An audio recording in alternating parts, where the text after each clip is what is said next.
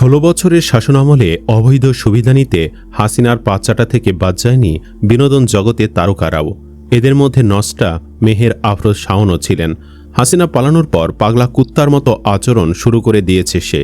সর্বশেষ এই দুশ্চরিত্রা মহিলা মহান জুলাই আন্দোলনকে নিয়ে ঘৃণিত ভাষায় কটাক্ষ করেন। যৌনপল্লীর একজন কর্মীও কখনো প্রকাশ্যে এই ধরনের ভাষা ব্যবহার করতে পারেন না। অবশ্য শাওনে বিষয় ভিন্ন। সে যৌনকর্মীর চেয়ে কোনো অংশে কম যান না। শাওনের স্বামী হুমায়ুন আহমেদ যখন হাসপাতালে ভর্তি, তখন শাওন তার স্বামীর বন্ধুর সাথে হোটেলে রাত কাটাতেন। এই কুলাঙ্গারের বিরুদ্ধে এমন অভিযোগের অন্ত নেই। আমাদের আজকের ভিডিওতে আলোচনা করব মেহের আফরোজ শাওনের সমস্ত অপকর্ম নিয়ে। চলুন তবে কথা না বাড়িয়ে একে একে দেখে নেওয়া যাক শাওনের অপকর্মগুলো। নাম্বার ১, স্বামীর বন্ধুর সাথে রাত্রি যাপন। হুমায়ুন আহমেদের অর্থ আর খ্যাতির মোহে পড়ে ২৩ বছরের শাওন বিয়ে করেন ৫৬ বছরের হুমায়ুন আহমেদকে। সংসার চলাকালীন সময় থেকেই শাওনের বিরুদ্ধে অভিযোগ ছিল পরকীয়া সম্পর্কের। সর্বশেষ ২০১২ সালে যখন হুমায়ুন আহমেদ মারা যান, তখন মিডিয়ায় খবর প্রকাশিত হয় স্বামীর পাশে না থেকে অন্য হোটেলে স্বামীর বন্ধু মাজহারুল ইসলামের সাথে রাত কাটাচ্ছেন শাওন। মাজহারুল ইসলাম হচ্ছেন প্রকাশনা শিল্পের অন্যতম পরিচিত মুখ ও লেখক। তিনি বিখ্যাত প্রকাশনা সংস্থা অন্য প্রকাশের স্বত্বাধিকারী এবং জনপ্রিয় পাক্ষিক পত্রিকা অন্যদিনের সম্পাদক।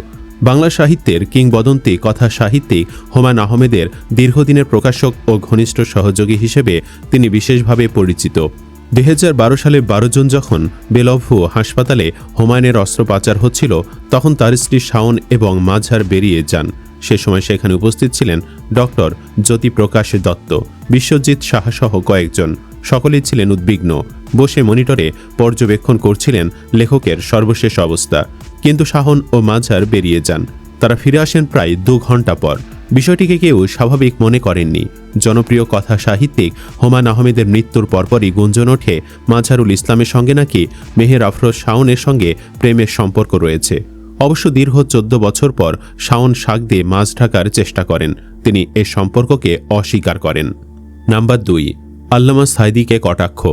মেহের আফরোজ শাওন এমন নিকৃষ্ট মহিলা যে কিনা আল্লামা দেলোয়ার হোসেন সাঈদীর মৃত্যুর পরে খুশি হয়ে পোস্ট করে। সেখানে তিনি কোরআনের পাখি আল্লামা দেলোয়ার হোসেন সাঈদীকে বদমাইশ বলে গালি দেয়। নাউজুবিল্লাহ। হুমায়ুন আহমেদের জীবনে সবচেয়ে বড় ভুল ছিল এই নষ্টা মেয়েকে বিয়ে করা।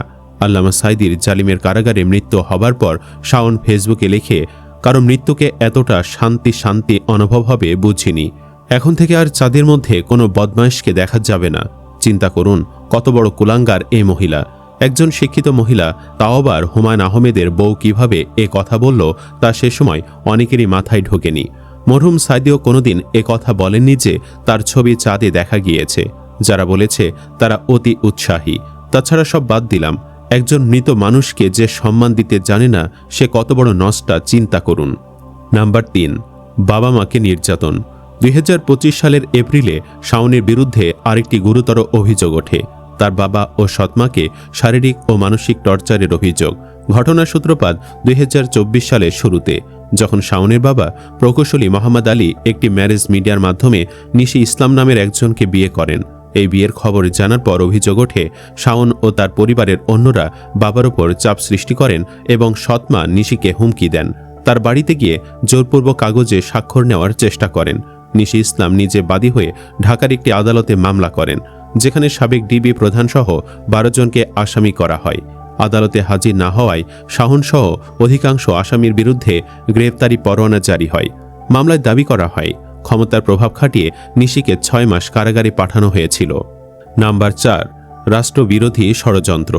২০২৫ সালের ফেব্রুয়ারি মাসে মেহের আফরোজ শাওনকে ঢাকার ধানমন্ডি থেকে আটক করা হয়। পুলিশের গোয়েন্দা শাখা তাকে জিজ্ঞাসাবাদের জন্য নিজেদের কার্যালয়ে নিয়ে যায়। প্রথমে জানানো হয় তাকে গ্রেফতার করা হয়েছে। পরে বলা হয় তাকে শুধু জিজ্ঞাসাবাদের জন্য নেওয়া হয়েছে। অভিযোগ ছিল তিনি রাষ্ট্র নিয়ে ষড়যন্ত্রে জড়িত। এই ঘটনার প্রেক্ষাপট ছিল আগস্ট পরবর্তী রাজনৈতিক অস্থিরতা, যখন সরকার পতনের পর নানা সহিংস ঘটনা ঘটেছিল এবং এর সঙ্গে সংশ্লিষ্টতার অভিযোগে অনেককে জিজ্ঞাসাবাদের আওতায় আনা হয়েছিল। পরদিন বিকেলে তাকে ছেড়ে দেওয়া হয়। এই ঘটনার আগে শাওনের বাড়িও আগুন দিয়ে পুড়িয়ে দেওয়া হয়। নাম্বার ৫, সন্ত্রাস বিরোধী আইনে অভিযোগ। ২০২৫ সালের ডিসেম্বরে শাওনসহ ৪ জনের বিরুদ্ধে সন্ত্রাস বিরোধী আইনে থানায় অভিযোগ দাখিল করা হয়। অভিযোগকারী ছিলেন জুলাই রেভলিউশনারি অ্যালায়েন্সের এক কেন্দ্রীয় সংগঠক। অভিযোগে বলা হয় 5 আগস্টের পর থেকে অভিযুক্তরা সামাজিক যোগাযোগ মাধ্যম ও বিভিন্ন টেলিভিশন টকশোতে অংশ নিয়ে নিষিদ্ধ ঘোষিত আওয়ামী লীগকে পুনর্বাসনের চেষ্টা চালাচ্ছেন এবং জুলাই গণ অভ্যুত্থান নিয়ে অবমাননাকর মন্তব্য করছেন। এই অভিযোগের জবাবে শাওন গণমাধ্যমে বলেন, তিনি শুধু নিজের মত প্রকাশ করেছেন, কোনো নির্দিষ্ট দল বা নেতার পক্ষে বিপক্ষে কিছু বলেননি এবং বাক স্বাধীনতার প্রশ্ন তুলে ধরেন। তার দাবি, সন্ত্রাস বিরোধী আইনে মামলা হওয়ার মতো কোনো কাজ তিনি করেননি। নাম্বার 6, জুলাই আন্দোলনকে কটাক্ষ। সর্বশেষ 2026 সালের জুলাইয়ে সবচেয়ে সাম্প্রতিক অভিযোগটি আসে। রাষ্ট্র সংলাপ ফোরাম নামের একটি সংগঠনের কয়েকজন সদস্য শাহবাগ থানায় শাওন, অভিনেত্রী মাহিয়া মাহি এবং আরেকজনের বিরুদ্ধে অভিযোগ দাখিল করেন।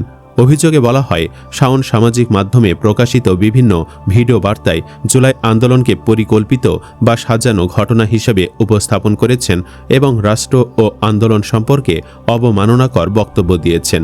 পুলিশ বিষয়টি নিশ্চিত করে জানায়, অভিযোগ তদন্তের জন্য গোয়েন্দা পুলিশের সাইবার বিভাগে পাঠানো হয়েছে, যেখানে সংশ্লিষ্ট ভিডিও লিঙ্কগুলো যাচাই করা হবে। এই মামলা এখনও তদন্তাধীন এবং চূড়ান্ত কোনো সিদ্ধান্ত আসেনি।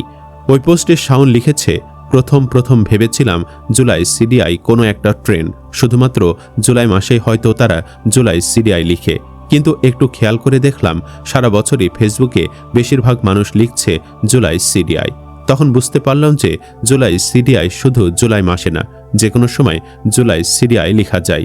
শব্দটির বহুমুখী ব্যবহারের কথাও উল্লেখ করে তিনি আরও বলেন, মন খারাপ থাকলে যেমন আস্তে করে লেখা যায় জুলাই সিডিআই, তেমনি মন খুব ভালো থাকলেও হো হো করে হাসতে হাসতে জুলাই সিডিআই লেখা যায়। বন্ধুর সঙ্গে আড্ডার গল্পে যেমন লেখা যায় জুলাই সিডিআই, তেমনি কারো ওপর ভীষণ রেগে গেলেও জুলাই সিডিআই লেখা যায়। আবার মনের অবস্থা ভালো না মন্দ আপনি বুঝতে পারছেন না, তখনও আপনি জুলাই সিডিআই লিখতে পারেন।